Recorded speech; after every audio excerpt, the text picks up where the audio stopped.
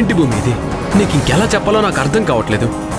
మనకుండే సమస్యలు చాలా, కడుపులో బిడ్డ ఏమవుతుందో, అసలు ఈ లోకంలోకి వస్తుందో రాదో అని అల్లాడిపోతున్నాం. దాని గురించి ఆలోచించడం మానేసి ఈ విషయాలన్నింటిలో ఎందుకు జోక్యం చేసుకుంటావు? ఇదంతా నీకు అవసరమా చెప్పు? నువ్వలా మౌనంగా ఉంటే కాదు భూమి, ఏదో ఒకటి చెప్పు. ఏం చేయాలనుకుంటున్నావు? ఇన్ని సమస్యల కారణమైన అలేఖ్య నీకు ముఖ్యమా? మన బిడ్డ నీకు ముఖ్యం కాదా? ఎన్ని తప్పులు చేసినా అలేఖ్య ఇంట్లోనే ఉంది భూమి.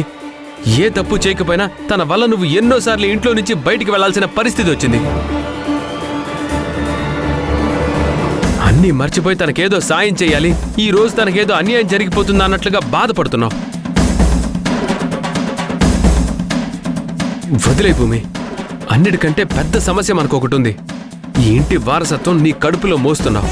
దాన్ని జాగ్రత్తగా ఈ ప్రపంచంలోకి తీసుకురావాలి. ఏం చేయాలి? అసలు తీసుకొచ్చే అవకాశం ఉందా లేదా?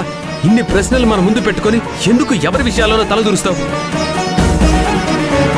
అలేఖ్య తప్పు చేసింది కాబట్టి తనని వద్దనుకుంటున్నాడు అన్నయ్య. నిజానికి అన్నయ్య మనస్తత్వం నాకు బాగా తెలుసు. తను ఇప్పటికిప్పుడు వేరే పెళ్లి చేసుకోవాలి, వేరే అమ్మాయితో సంతోషంగా ఉండాలన్న ఆలోచన తనకి లేదు. కేవలం అలేఖ్య చేసిన తప్పులు తనకి తెలియాలనే, తను పడే బాధ తనకు అర్థం కావాలనే ఇదంతా చేస్తున్నాడు. పైగా మన బిడ్డిలా కావడానికి కారణం కూడా అలేఖ్యనే అన్నయ్య నమ్ముతున్నాడు. ఇన్ని తప్పులు చేసిన తనని కాపాడాలని నువ్వు చూస్తున్నావు. ఎందుకు? ఏ అవసరం ఉంది కాబట్టి? అలాంటి దానికి సాయం చేయాలని ఎవరు అనుకుంటారు? ఎవ్వరూ అనుకోరు. ఆ పిచ్చి పని నువ్వెందుకు చేయాలనుకుంటున్నావో నాకు అర్థం కావట్లేదు. వాస్తవానికి ఇలాంటి సమయంలో నీతో ఇలా మాట్లాడడానికి కూడా నాకు ఇబ్బందిగానే ఉంది. కానీ ఏం చేయను? నేను చెప్పగలిగేది నీకు మాత్రమే. అన్నయ్యకు చెప్పలేను, ఇంకొకరికి చెప్పలేను. నా బాధ నీకు అర్థం అవుతుందా?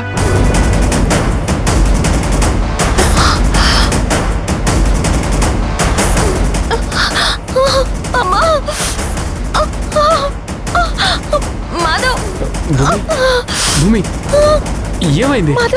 భూమి, హాస్పిటల్కి వెళ్దాం పద. వద్దు మాధవ్, నేను రాను. హాస్పిటల్కి వెళ్తే ఆ డాక్టర్ అబార్షన్ అది ఇది అంటారు. నా వల్ల కాదు.